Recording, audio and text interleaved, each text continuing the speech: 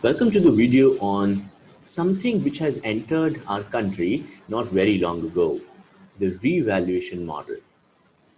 This concept and the next concept of the fair value model, which we're going to use for the investment property, these have been the gift that IFRS has given to India.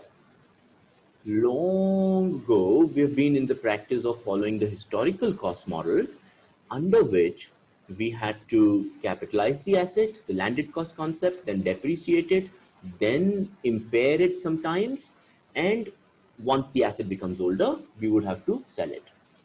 Now, over the life of the asset, every time we use the accounting on the basis of the amortized cost concept. So the historical cost always acted as a base, reduced by the depreciation of every year. So we have made the tables in the Excel, and all of that has happened.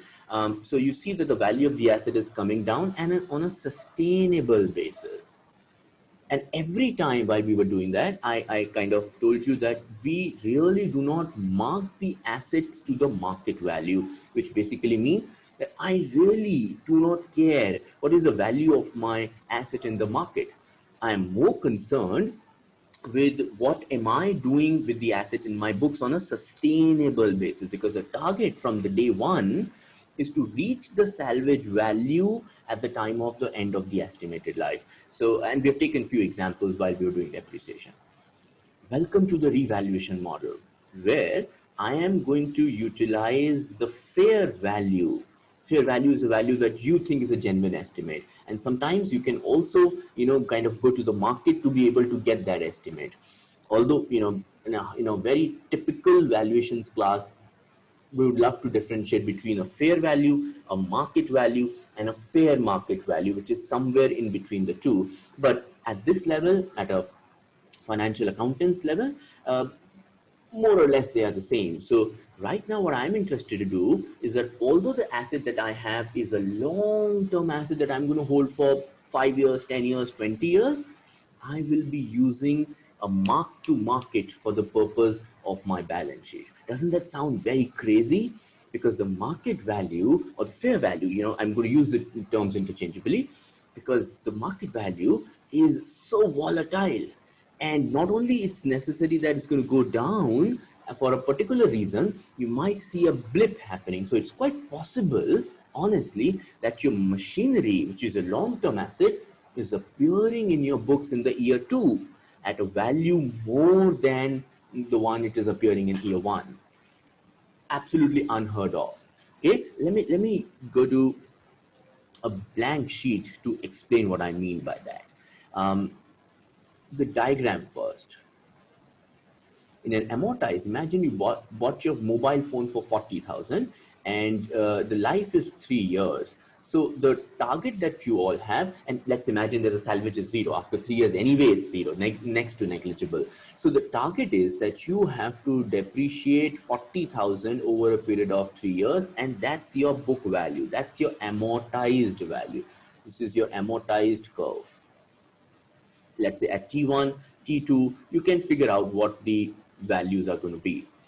Now, under revaluation model, I am allowed to mark the assets to the market value, which means for certain reason, let's assume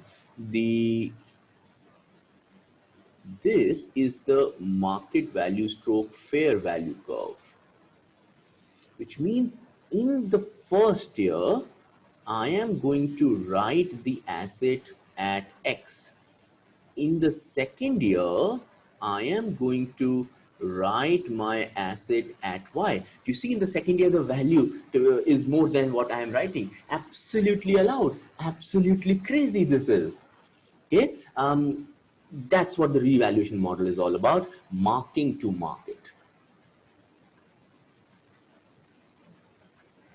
Now, a lot of people must be thinking that there is a concept similar to that, but we have used in case of inventory also, where we said that if you're carrying your inventory at a particular value and the market value has gone down, you should mark to market. And that was a one-way mark to market. That's what we say it's a conservatism, that should you see a loss happening tomorrow, bring it today, and all that stuff.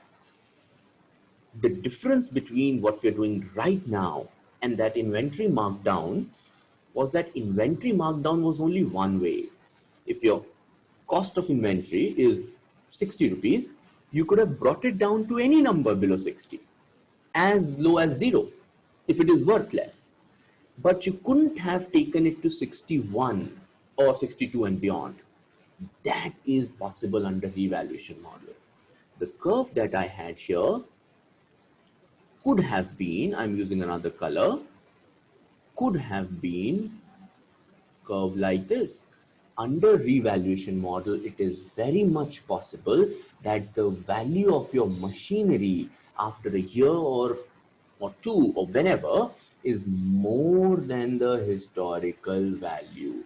This is the craziness in this model. This makes this model absolutely different than whatever we have done so far. Whatever we have done so far is historical cost model or a part of that, wherein the historical cost always acted as a bar, as a big daddy. Anything below that is allowed, anything above that isn't allowed.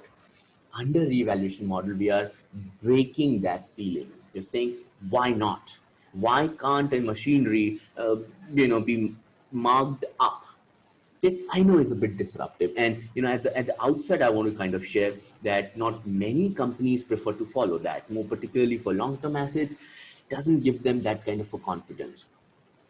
And 90% time, practically, that doesn't happen so, because an old machinery is always going to be worth less than the new machinery. So it's not that we are into a science fiction also. So what I'm trying to say is that revaluation model gives you an option to value the asset above your historical cost. That's what the overall context of revaluation model. Now, how does A is equal to L plus C happen? Exactly the way it happens in case of depreciation. Depreciation is change in the value of the asset, people. And whatever is a change goes to the income statement as an operating expense. I'm exactly going to do that. I'm going to just not call that change depreciation. I'm going to call that change in the fair value. That's the one name change that I've done.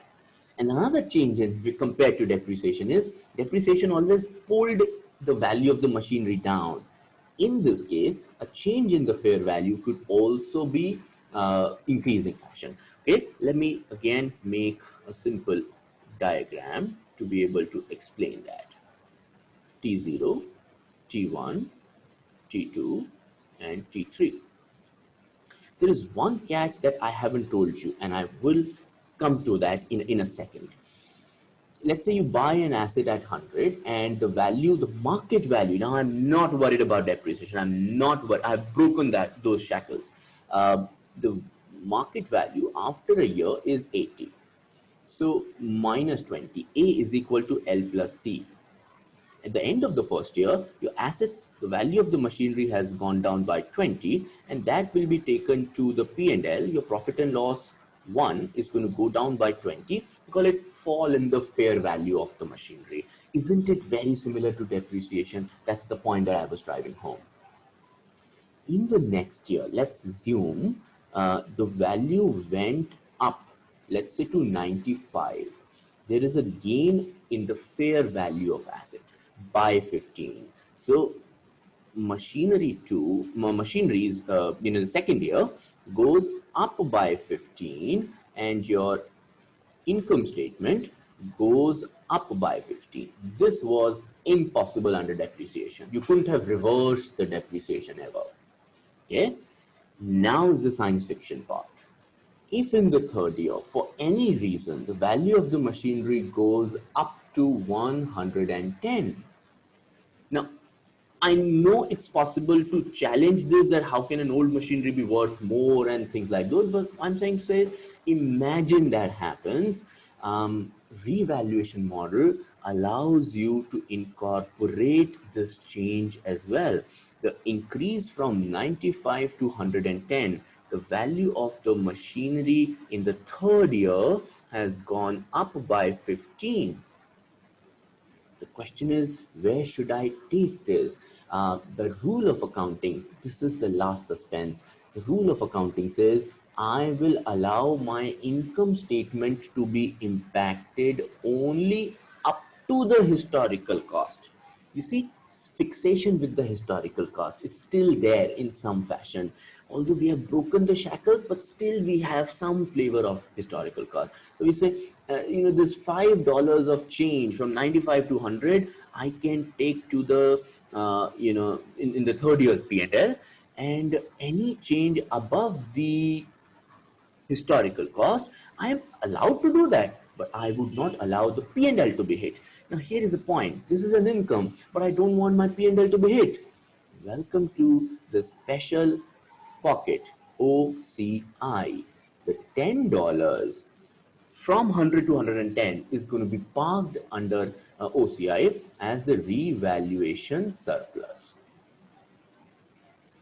Okay, now stay with me for one more year. By no means I am making a point that all the gains are going to go to OCI and all the losses are going to go to P&L. You see, this loss went to P&L, but this gain also went to the P&L. So I'm not making a point that all losses belong to P&L, all gains go to OCI. And allow me to bring the fourth year to you. In the fourth year, the value went down, let's say again to 75. That means there is a fall of $35 in the machinery. So machinery will go down, my apologies, machinery will go down by 35. Now, above the historical cost line is the zone called as OCI. Below the historical cost is the zone called as P&L. That's what I want you to figure out as an MBA. Simple. Any change happening up or down is going to be part of OCI. So from 110 till 100, it's a fall of 10 goes to OCI. And any change up or down below the historical cost level from 100 to 75, that means 25 belongs to P&L. That's it. Simple. Please don't go home thinking that all the gains belong to OCI. No, look at the fourth year. I have taken this loss from 110 till 100. I've taken this loss into OCI. I want you to look at it, optically, as a picture, as a directional movement. That the value of the asset can go in any zone. If the value go above the historical cost, which is zone this, any gain or loss goes to OCI. And if the value is maneuvering below this green line, which is the historical cost, that's where the P&L comes into picture. People, it is very critical to understand this picture, because well, I'm going to come to the fair value model. I'm going to just make a very small change. Okay, I'm going to make a very small change. If you understand this, you're going to take less than 5 seconds to understand fair value model, which is going to be part of my next video. Okay, thanks very much for watching this. I hope that you understood that revaluation model came once IFRS got adopted. Revaluation model is not on inventory but on long-lived asset. Revaluation model allows the asset, the machinery, to be valued at any value even above historical cost. The only thing that the protection is given is that the revaluation model doesn't allow any gain to enter income statement. The gains and losses only up to the historical cost are allowed to enter the income statement. Anything above that is part of OCI. I don't want to color my financial performance on a daily basis because of any long-term asset going up and down, on the basis of estimate. Don't forget, market value and fair value has an element of estimate, and therefore they are a little manipulative to that extent. Therefore, I want to say stay sober in my P&L. But yeah, OCI is some pocket that I can really play crazy. So that's what about revaluation model, people. Thanks very much for watching this. I'm looking forward to meet you in the live class along with a brilliant example to illustrate that. Thanks very much.